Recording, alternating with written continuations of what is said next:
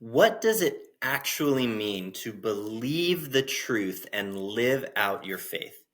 Today on the Christian Marriage Podcast, we're going to talk to a couple who went through a long and hard season of unemployment. Through it, they learned how to trust God and live out their faith. How did they do it? What was helpful for them? Should grown men be getting paid to play with machinery? All this coming up.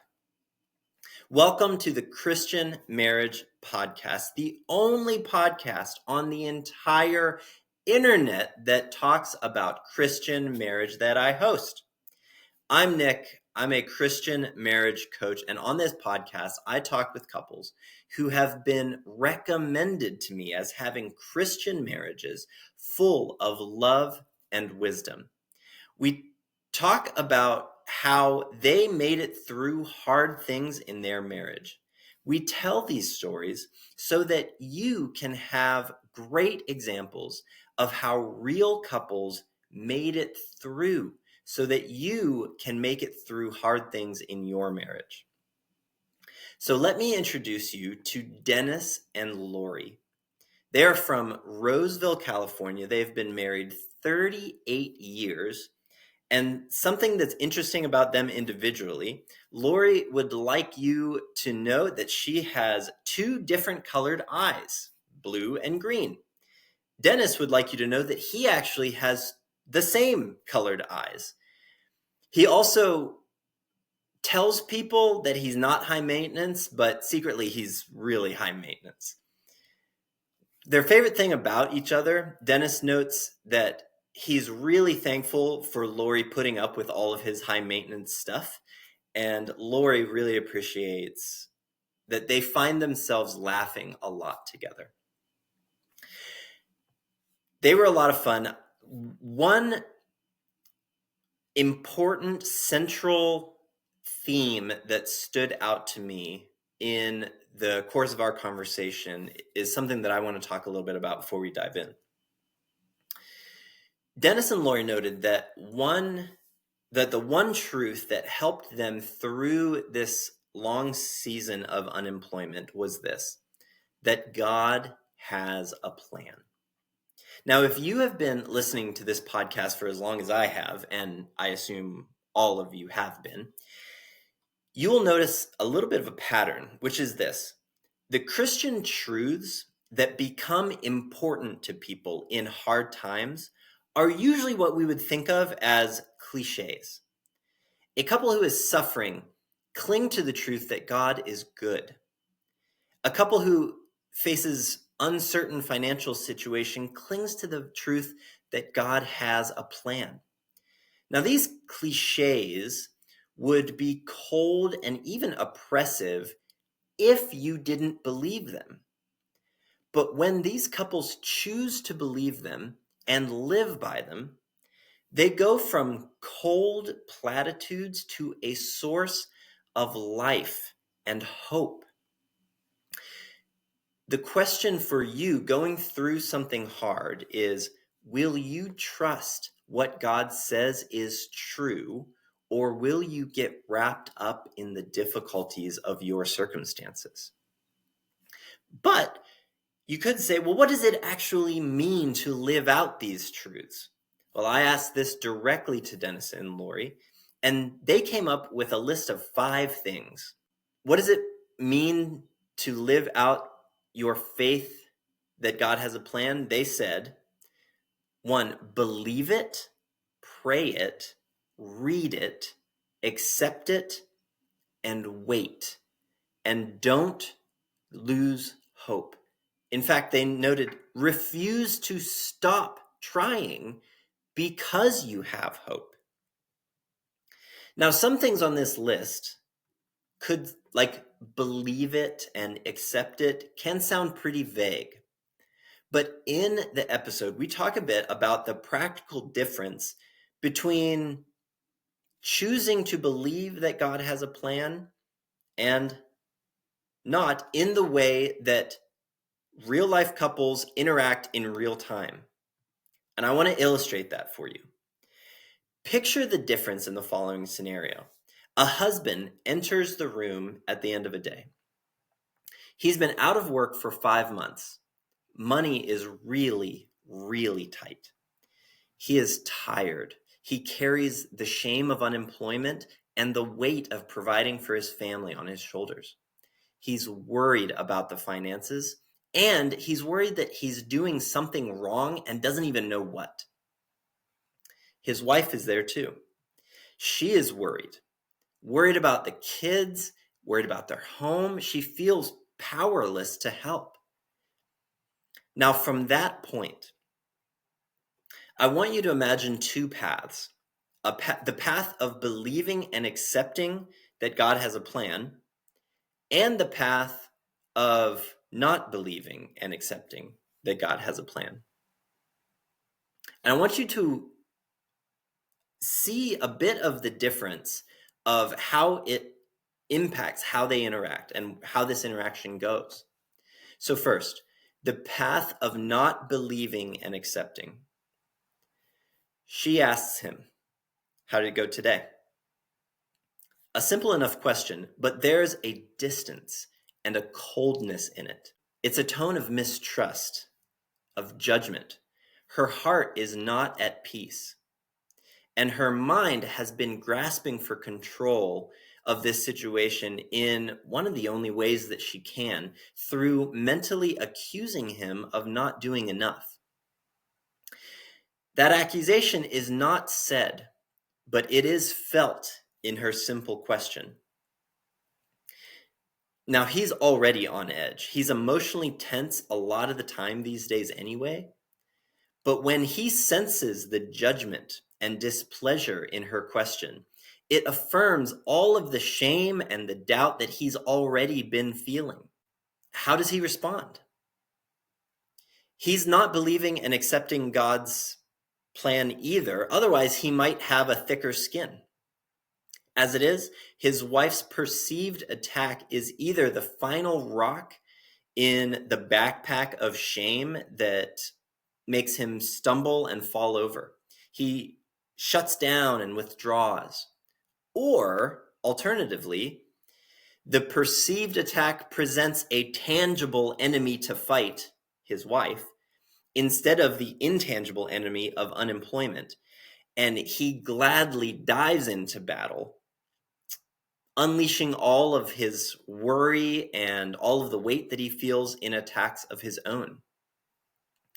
With all of the new tension from this fight between them, will tomorrow really be any different?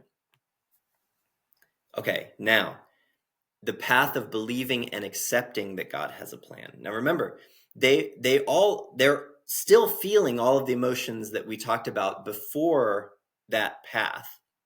But for the wife, now when that desire for control brings up an accusation against her husband, she can choose to trust. Not even necessarily trust her husband, but trust God, who has a plan. Her desire for control can be satisfied by laying down control into the hands of God himself. So when she asks, "How did it go today?" her heart is at peace.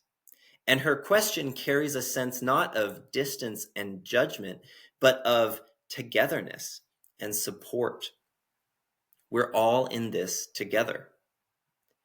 He can feel her support. He is still tense with disappointment, but he gets the sense that she is with him. And he chooses to share the disappointing truth with her. "Nothing today, honey." They share a moment of togetherness as they mutually mourn the disappointment, but not as adversaries, as comrades going through something hard together. They are unified. And as they think about tomorrow, they know that God's mercies are new every day. Now, this is one small, simple interaction that might take a total of 10 seconds. But there is a lot of 10-second interactions over the course of 7 months of unemployment. My point is this: choosing to believe the truth is one of the most important and practical things that you can do when hardships hit you and your marriage. So my question for you today is, what's the truth that you need to believe in the hardship that you're going through today? I would love to pray for you in that. If you leave a message in the comments, just noting this is the truth that I need to believe, I'd love to pray for you. And if you see someone mentioning a truth in the comments, please pray for them. And let's pray that we will all have the faith to believe these truths even when it's really hard.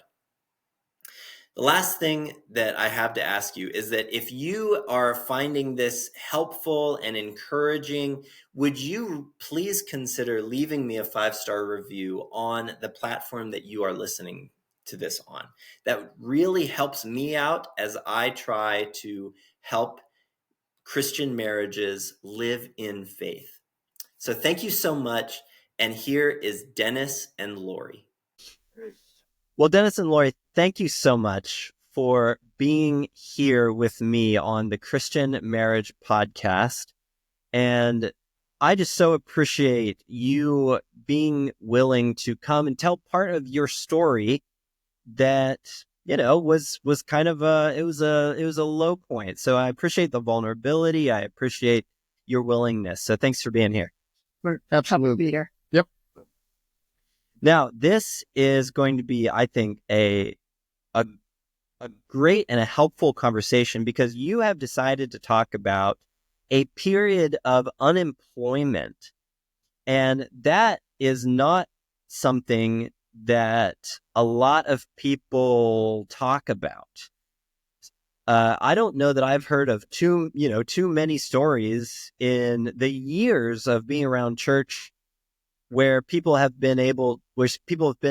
talked about, something like that. I'm sure it happens, but it's kind of shame. It can be kind of shame filled and carry a lot of tags with it and everything. So I think this is going to be really helpful to someone who may have gone through that. So you were saying that somewhere around 2002 that there was, Dennis, you lost your job, that the company that you'd kind of been working for basically just disintegrated and you lost your job. And that lasted for an extended period of time. And it was a really intense time in your lives and in your marriage. So I'm really excited to hear what that was like for you and how God preserved you and what it was like, just clinging to God through it. So give me a kind of a synopsis of what happened and what was the buildup that kind of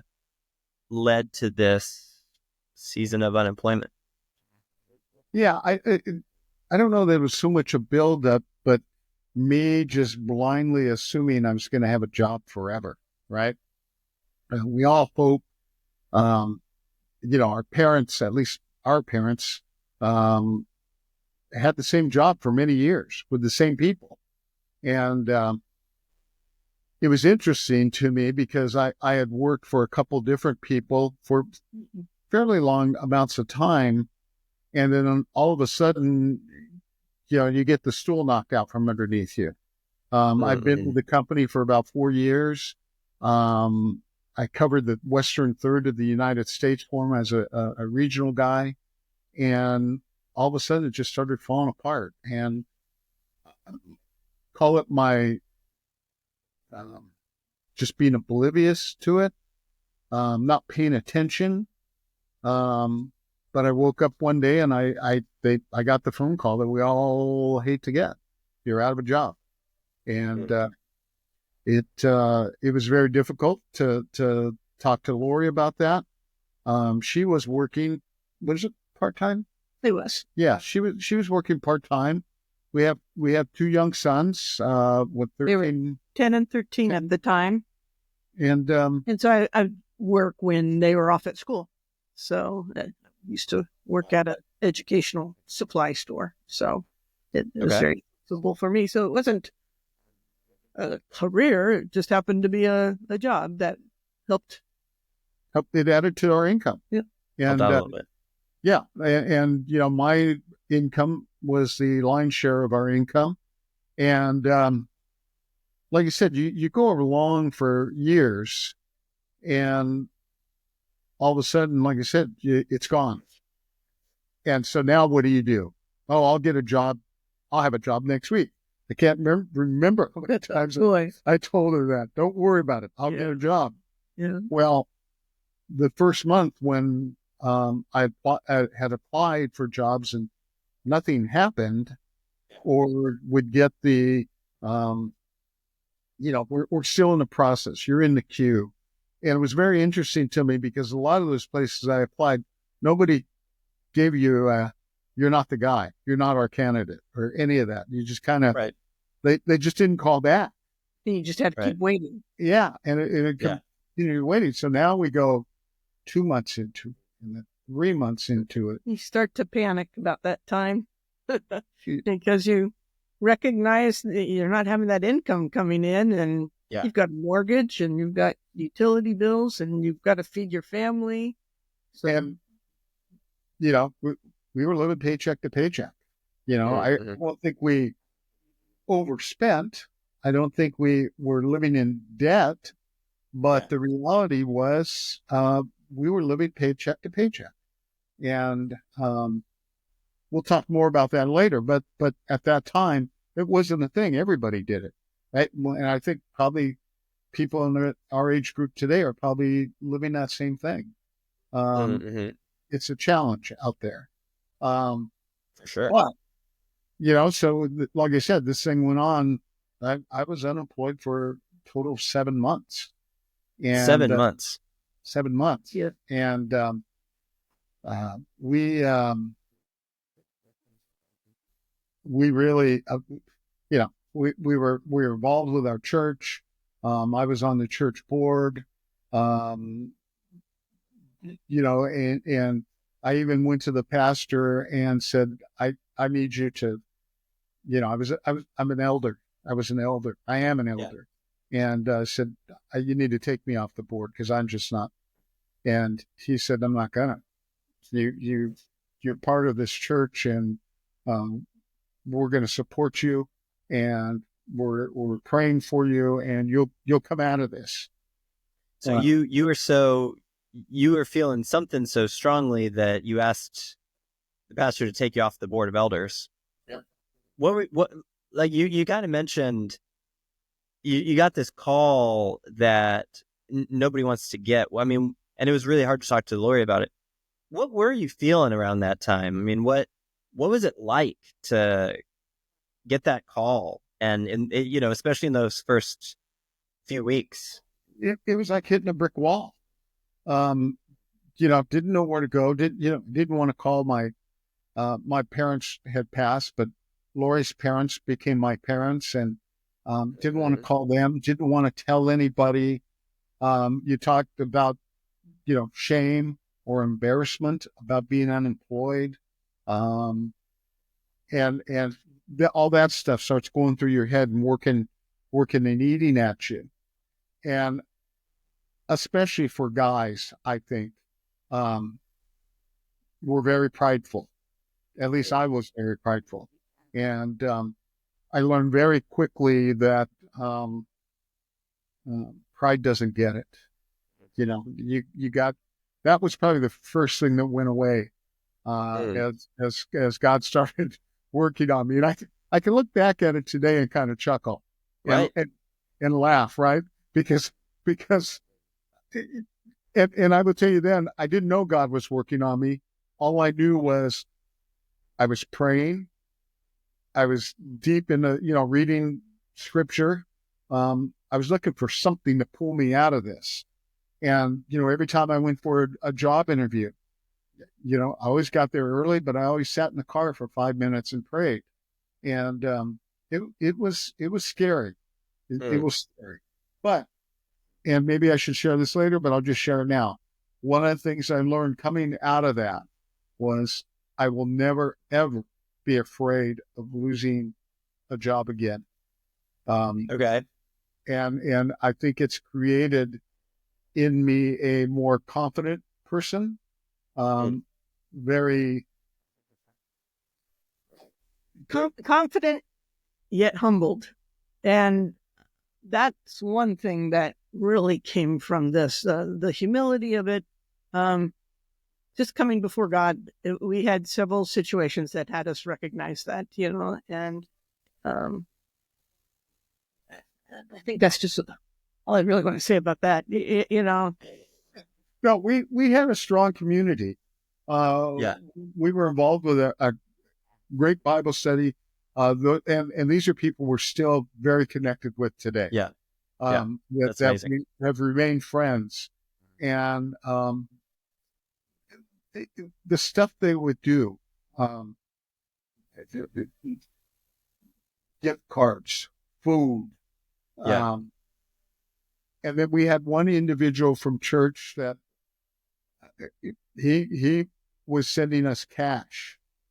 And I say he because I have a feeling I knew who it was, but he never said a word to me. All the gifts that we received were anonymous. And it seemed like, we didn't even ask for it. And gifts would come to us. Right. And it was just very special at that time. And Dennis has shared, it was difficult at times to go to the mailbox because there may be another gift there, and that's what recognized the humbleness from all of it. I would open an envelope with $100 bills in it. Wow. And it at that point you're asking why. Why is this happening, right? Just to, why am I receiving all of this? Is that what you're saying? Yeah. Recognizing people's love and concern and compassion. Definitely evident. You said that you got to the point where you almost didn't want to go to the mailbox because there might be another gift there. What was that feeling of, like kind of dread? Like why was that there? Instead of running to the mailbox to see if something was there. Right. And the reality was, and that's probably the humility part of it, right? We don't deserve this, or we felt we didn't deserve it. We were okay, right? We were able to make our house payment. We had a little money saved. The kids were eating healthy. Did we not do a lot of things? We didn't go to the movies. We weren't out going to McDonald's or any of that stuff. We were very frugal about how we handled our finances. Yeah.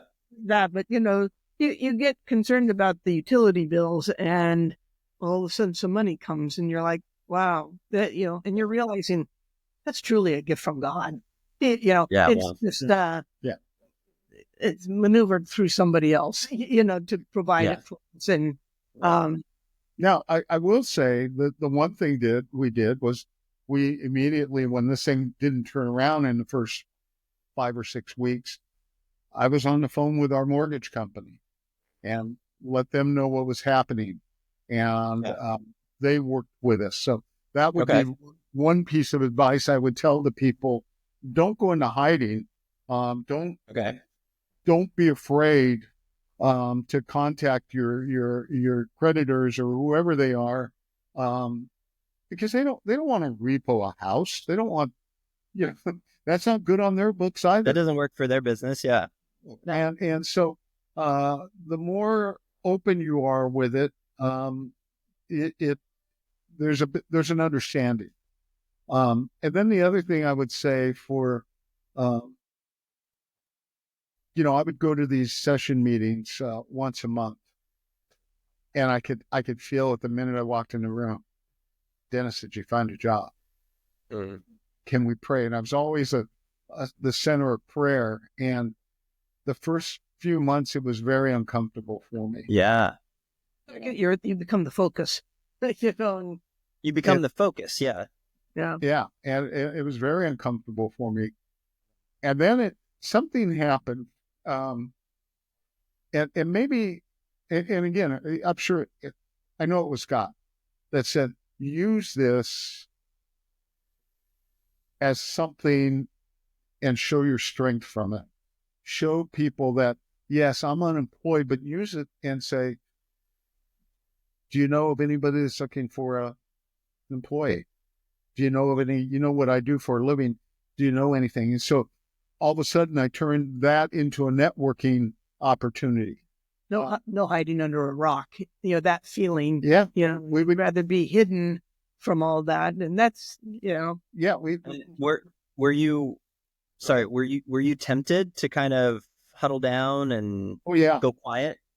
I think a lot, because there's a certain amount of shame. I don't have a job.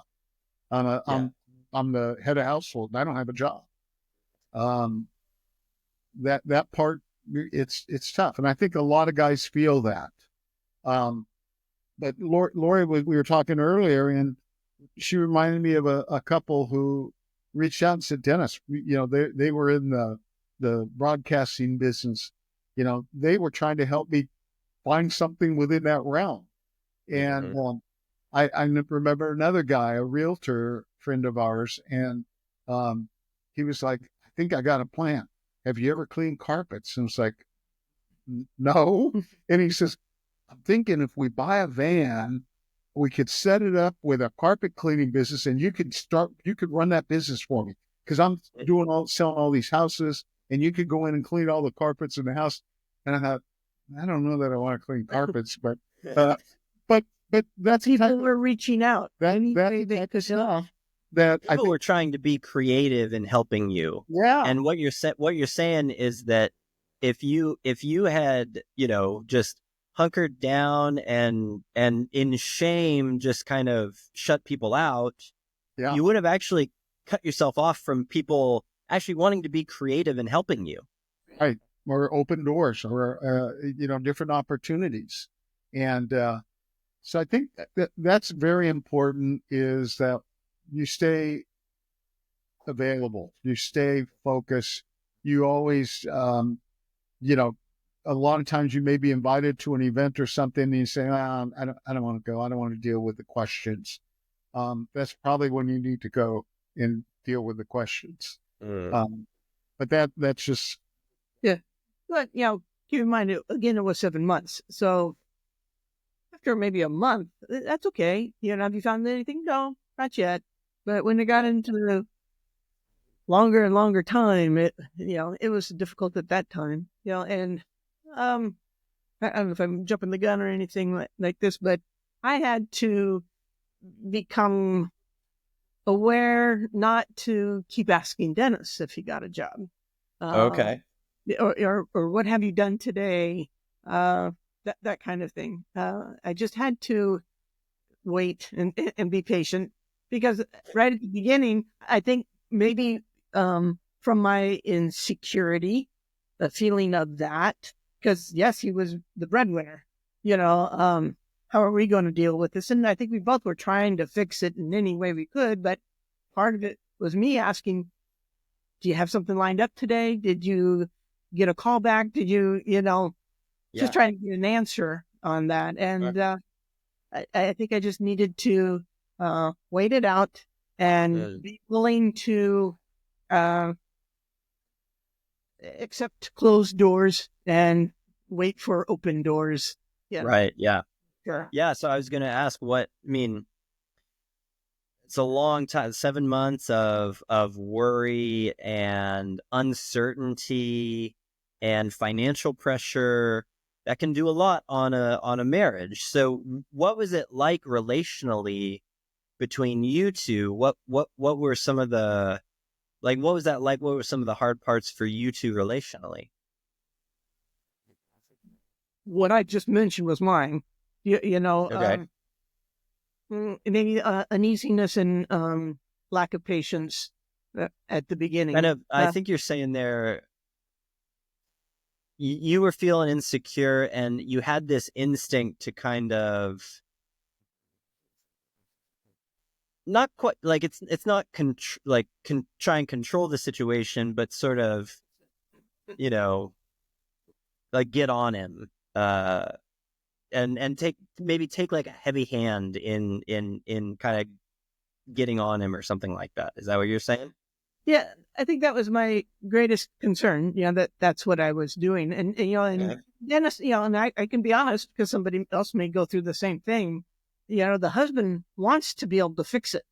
That's their thing. They want to fix any problem within a relationship, or within the home or whatever. And when he wasn't having that answer, I think he was getting frustrated too, and so we just had a heightened awareness of that.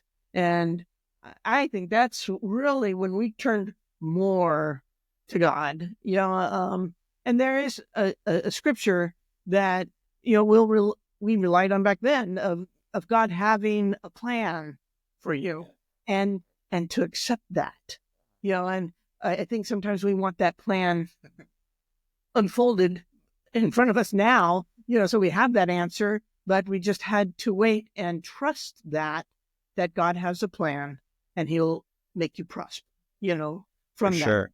So, yeah.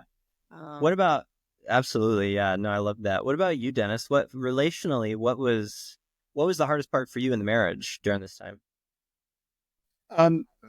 The big one was trying to keep her calm, keep Lori calm. Okay. And just assure her that I was doing my best. And, she talks about, did you do this? Did you do this? Did you check all the boxes? What are you doing? What did you do today? And I guess I never let that get to me. But I took it as being held accountable to her, because I think that's part of being married. As couples, we need to hold each other accountable. And that's all she was doing. I understood it. Did it get rough? Did it get a little bit old? Yeah. But I think my actions proved that I was working hard, that I was, trying to find a job. I just thought of something. We had a friend, and she had a friend who just bought a house, and she needed a bunch of things done around it. And, simple stuff, replacing, putting in a ceiling fan, putting in new faucets. Well, I did all that stuff early in my life, and so I went over and did this stuff. The gal was great. She had all the, new fixtures and said, I want this here, this there, there. And so I started doing stuff like that. And just bringing some extra money. Now, we did get unemployment, so that helped. But just trying to stay active in that in between looking for work. And it was that was it. I mean, I knew. Heck, I know her, and I know. And I think it's a lot. I think a lot of marriages are like this. I think there's one person in that couple who they want to make sure everything's paid on time. They want to make sure everything's, all the dots are I's are dotted, the T's are crossed, and that's her. That's her wheelhouse. I'm the sales guy. I mean, I fly by the seat of my pants at 250 miles an hour, and I do my thing. We'll figure it out. We'll figure it out. Yeah. The way I always had a saying is, the sale starts when the guy says no. And it's like, figure this out. And so, yeah, the big one was, and I know people say, yeah, right, that, relying on Christ, that there was a plan out there. And I also learned I can't look at that plan. I can't lift up the behind the curtain or lift up the rug Yeah. and see what's coming. It doesn't work that way. Right. God's got a plan for us, and He fits us exactly where He needs us or wants us. To Yeah. maybe No, that's people. so. I do want to come back to that in a second. Well, quick question though. So you mentioned that trying to keep Lori calm and sort of, receiving her words to you as kind of you chose to take them as constructive accountability, basically. Was that ever hard? Did it ever feel like nagging or unhelpful or anything like that? No, she has never. That's never been part of our life. It sounds like she was pretty conscientious of like not being that. Yeah, no, I think if I don't even know that we use that word. Conscientious, nagging. Yeah, I don't. I can't tell you. I mean, this minute, if you said, "Tell me a point where Lori had nagged you any time through your the 38 years you guys have been together," I don't see it. Sure. I mean, yeah, she said, "Tell me, take the trash out a couple times." Is that nagging? No. Yeah, sure. Right? No, I don't mean to, say that Lori ever did that. It really does sound like you were very conscientious, that you were actually worried that you were kind of being a nag or something like that. Yeah. I think it's an emotional time too. It wasn't all roses. Sure. And when we weren't getting an answer right away, I think that's when sometimes that emotion would come up. Sure. You feel helpless. Yes. We've talked shame. I've talked, helpless. The other thing that families need to consider if they're going through this is when you do have a family, you're trying to make that okay for the kids. It's normal. Yeah. So, that can be a struggle at times, if they're wanting to do certain things, So, and you have to say, oh, no, not this time. But we also had a lot of support, as we said. We had a group that supported us, and they have kids the same age, and they knew what we were going through, and it takes a village. Not to sound like I have to throw that out there, but it really does. Everybody was helping in whatever way they could, and whether it was, hey, let's pick the kids so you guys can have some time to yourself, even, or we'll take the kids to the movie, or we'll take them skating, whatever it is. It was very appreciated, whatever people did for us. For sure. Yeah. And I'm actually connecting with a lot of this. Officially speaking, I actually lost my job previous to starting. That's basically how I got into starting this business. I lost my previous job, and so I'm really connecting with, man, the people around us were so kind of overwhelmingly just kind in it, and I just have no idea what it would have been like if we hadn't had that community, right? And it is overwhelming at times, like you said, for sure. Just overflows. The appreciation just overflows. And the blessings were just seemed countless at the time. Yeah. So, but we fall back. So for sure. So you mentioned, Dennis, that this idea that God has a plan, it's often this kind of Christianese type of platitude.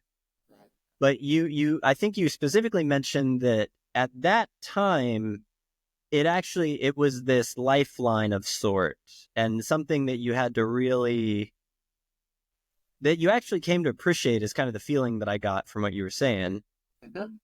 Is that how you'd say that? I would say I cling to it. It's and again, it wasn't me expecting. There was no expectation, but I guess it granted me some peace in knowing that God had His hand on me. Still does. For sure. Every day, God, has His hand on my fat little head. He blessed us, and he guided us. I remember doing a couple job interviews just to do the job interview, and not really.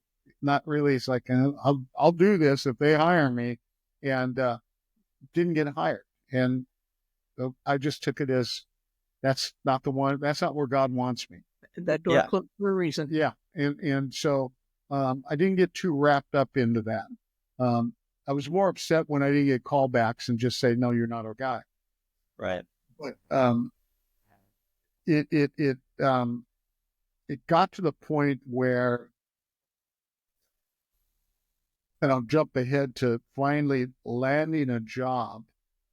And it came out of a guy I had known early on in my career, had heard I was out of work and called me, and he wanted me to go to work in the Bay Area. Well, that's a 2-hour drive from here. I was like, I can't do that because, we have an opening in Sacramento. Go see this guy.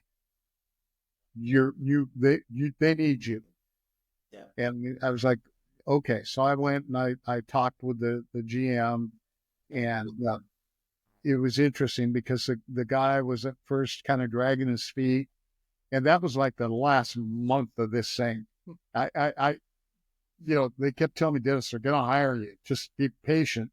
And that last 30 days were brutal, right? And then he said, "Okay, come on, we're going to start you," and so on and so forth. And that put me off on this whole new career that I was in.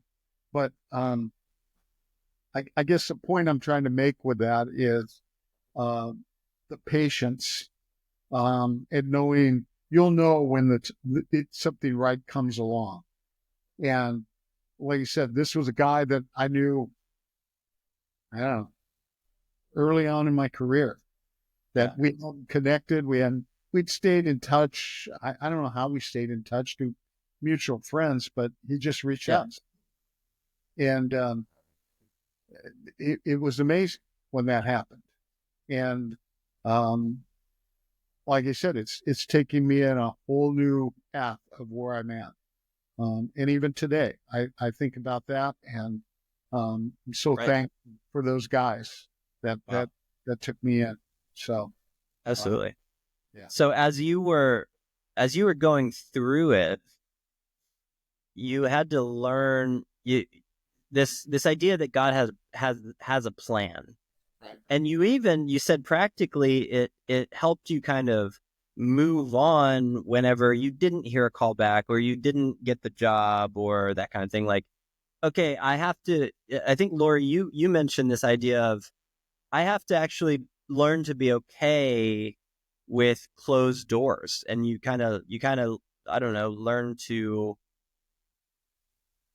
I don't know, roll with the punches or something like that, because I think you were saying, because you knew that there was like this bigger, or this overarching plan.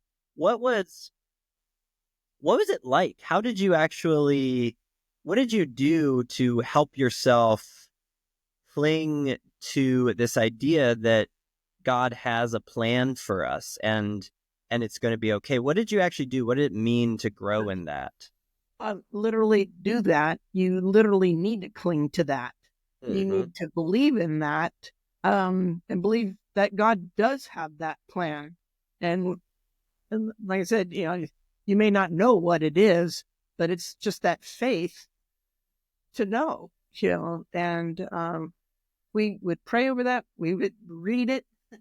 We would live by it in more ways than that one time.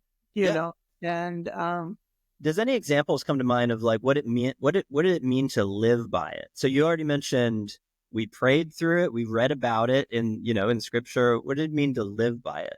I'm wondering. Do you have any examples? I'm just thinking of just the acceptance of that. When he said, I didn't get a job today, or I don't have anything lined up. Okay. We just have to wait. Wow. So, I And think that's huge. it was difficult. It was very difficult. And I would say it was difficult in the 3, 4, 5 months. That time, it was like it didn't seem like there wasn't hope, but we knew there was hope. Yeah. Because of our trust. And I just I refuse to just stop. Continue to work it. We joke. One thing that came out of it was, my job was to find a job. So when I didn't have a job, I had to find a job. That was my job. Didn't pay darn, but that's what I did. And our youngest son was working in the Napa Valley. He's in the food industry, and he was working in a very high profile restaurant. And he says, Dad, he came here and says, Mom, Dad, I'm leaving Napa and I'm going to San Francisco. And I was like, do you have a job? He's like, no, I don't have a job. I'm just going. And then he stopped and he says, but I know what my job is, to find a job.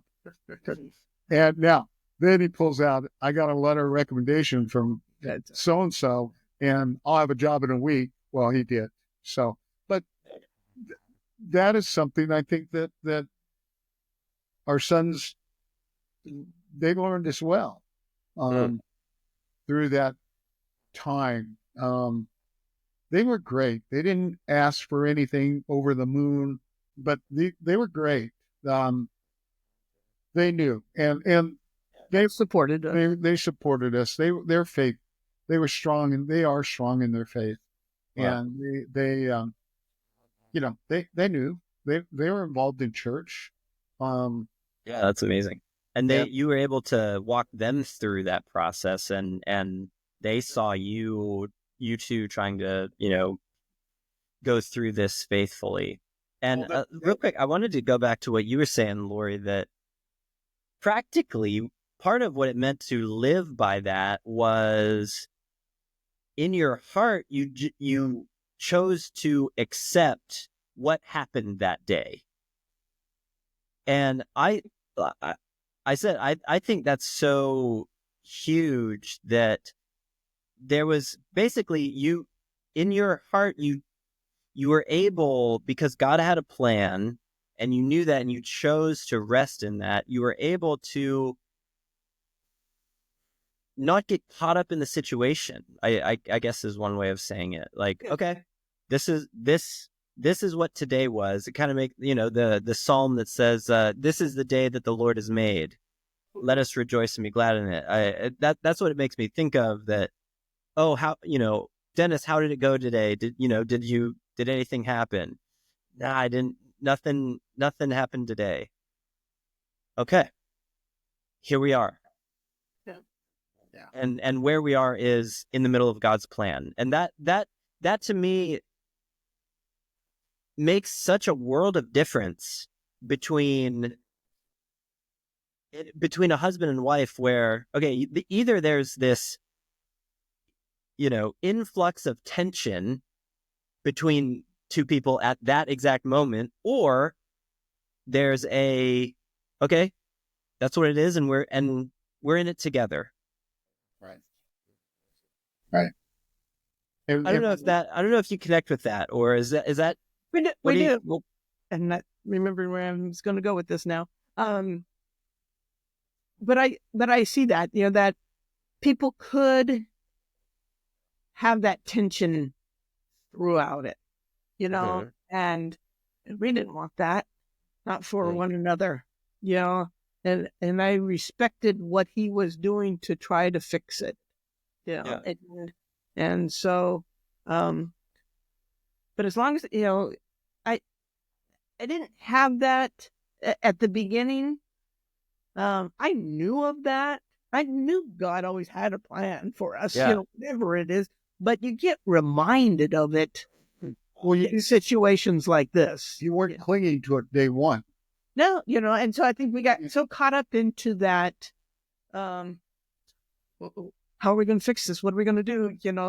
Yes. That kind of thing, and really following him and seeing what he had in store for us. So I imagine at a certain point you kind of get to a place where you're like, well, I'm apparently not gonna fix it. The feeling I get from what you guys are saying is that through the course of this 7 months, it became this, well, I'm doing everything I can, so something is going to break eventually. We're going to be okay. And I feel like, I think what you're saying is there was some kind of release that happened eventually, maybe a few months in where you learned practically how to cling to God's plan, and it created this, okay, let me just take the next step kind of thing. also, those blessings that we were receiving, we were recognizing at that time, this is God taking care of you. Yeah. And It was just if we didn't have that, it would have been a struggle. But I think that we were able to accept that, and we're like, okay, we'll just go forward, and we'll just keep, trying under his guidance. Yeah. I don't think there was a time where I sat back and said it'll be fine. It'll all work out. I never got to that comfort level. That's it. Yeah. Right. But I knew that, and maybe this is just my sales part of my life, is that if you stay persistent, you stay in front of it, trying to make those appointments, making those interviews, showing up, learning from something that maybe you said on the previous that didn't go over well, Right. and not doing that again, right? And learn from every one of those experiences. Well, I grew in so many ways. My faith was, it's undeniable. I know who my Lord and Savior is. I don't have a problem standing in front of 150 people saying that.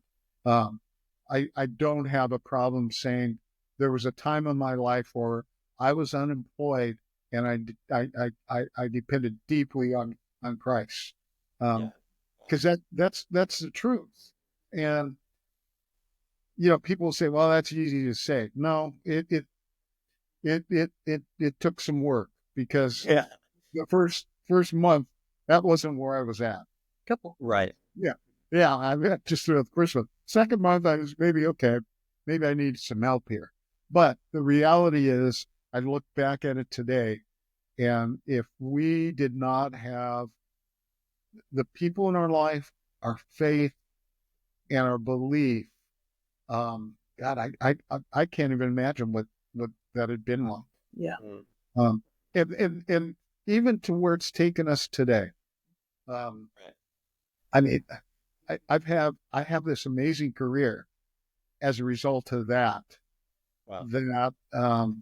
That I think we talked earlier. And I don't mean this in the bad sense, but I get to play on equipment all day, and I get paid for it. Right? We used to joke when we was working. She had an office job a few years ago, and I used to joke, well, she's got the real job. I just go play on equipment, make money selling it. It's fun, and I've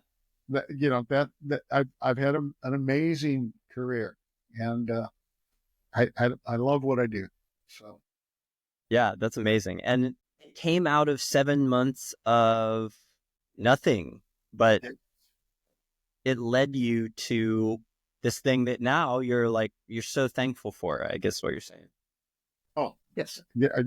I guess I can say, I don't know if thankful's a big enough word. Seriously. Right. I mean, we know we have been, we know God has had his hand on us, and I'm thankful for that every day. Every day my feet hit the floor, I'm thankful and I'm excited. For sure. It's just great what we get to do. So, Well, so I think this has been really interesting, really helpful. So I got one more question for you. So if you could boil this down into kind of a main point or one piece of advice for someone who might be going through a time of employment for one reason or another right now, and, they're feeling the pinch. They're struggling with maybe the shame or the anxiety or, just trying to survive. What would the one thing that you would say to that person be? For me, I think one, we can witness what we've gone through and be able to share it with them. And that you'll get through it, but to rely on prayer, faith, willing to accept help from other people. That's huge. And from this, to add to that, from this, we're able to now do the same to others. Mm-hmm. Whether you want to call it a pay it forward or whatever, but we've been there, we've experienced that. Let's see if we can help you. And it may be a monetary gift like we have received. It may be prayer. It may be offering them help in some other way, like like people did with our family. So those are the two things that I've got. But go ahead and share. Yeah, no, that's great. That's great. I guess for me, the big thing, and especially for guys, pack up your pride, put it in a box, shove it under the bed, because it's not going to help you going forward. What you need to lean into is Christ. You need to not be afraid to get on your knees and pray. And like Laura said, be willing. That was a tough one for me to accept gifts. Because all people are trying to do is help you. And be open to help. It may not be something you want or you don't think you need. That's part of that pride thing. Yeah. I would say you probably need it. And if people are willing to help you, take help. And then lean on your spouse. I mean, gosh darn it. Like I said earlier, I don't think I'm a high maintenance person, but I'm thankful that I have a wife who covers my bases for me. So I could go do my job and have fun. So. For sure. Yeah. Lean on each other. Like, you're saying we have to lean on each other.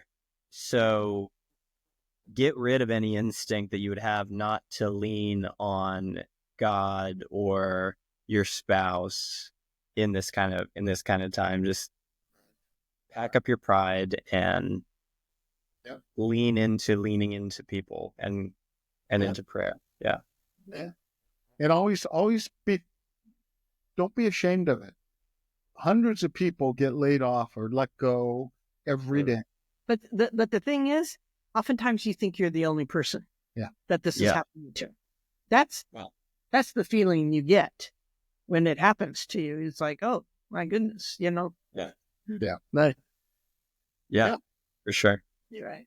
And same thing. I love what you said, Lori, that, the thing that both of you are really, really emphasizing is prayer. Yeah. That's what really sticks out to me is you're talking about prayer in this time as this active. It's like you feel so helpless and so confused about why this is happening and everything like that. And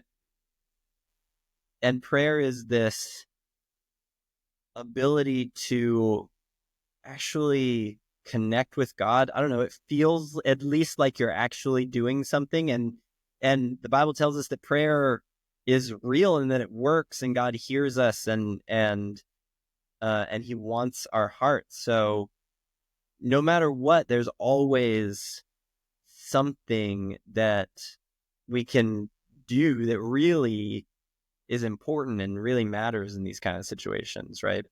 I don't know. That stuck out to me. Hopefully, it's not like Christianese or whatever, but No, and it's when we talk about prayer, and you hear so many people say, "Yeah, I'm going to pray for you. It'll be okay. I'll pray for you."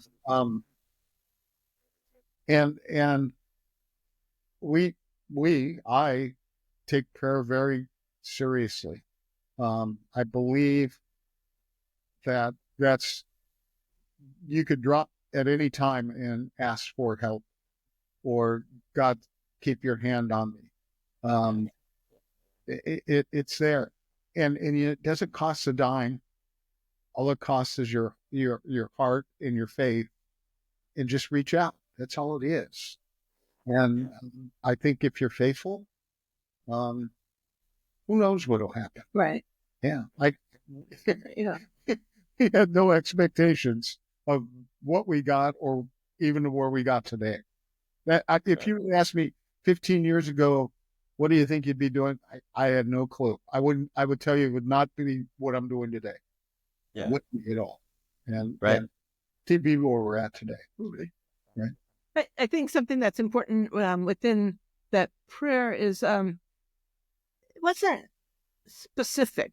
It was, God, give me a job. It wasn't that. It was, That's interesting. God, help us to be willing to accept this situation. Wow. Help us to recognize your hand on us, recognize your comfort, your guidance.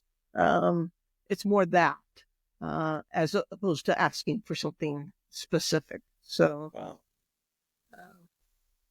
that's really interesting to me. I love that I think often because it's so easy whenever you're going through something hard to just try and pray your way out of it or something like that. But I don't know, directionally, you weren't trying to pray your way out of it. You were actually emphasizing that you were praying God into it, basically, into you, right? And that's a whole different orientation. So it's just a recommendation for others. Yeah, if they're in that same spot, and it could be any scenario in their life, but just that willingness to surrender and accept. So, right. Yeah. Guide. Wow. No, that's good. I think that's really important. Dennis and Lori, thank you so much for sharing your experience and your story of this time with that. Man, it pushed you, I think is what we're saying, but out of it came this faith and other, like so many other blessings that you are able to look back on now that you would have had no idea was in God's plan back then. So I really appreciate that. Thank you for your wisdom. Thank you for your perspective. And thank you for being here with me. Thank you for having us. Yeah, thanks. Enjoyed it.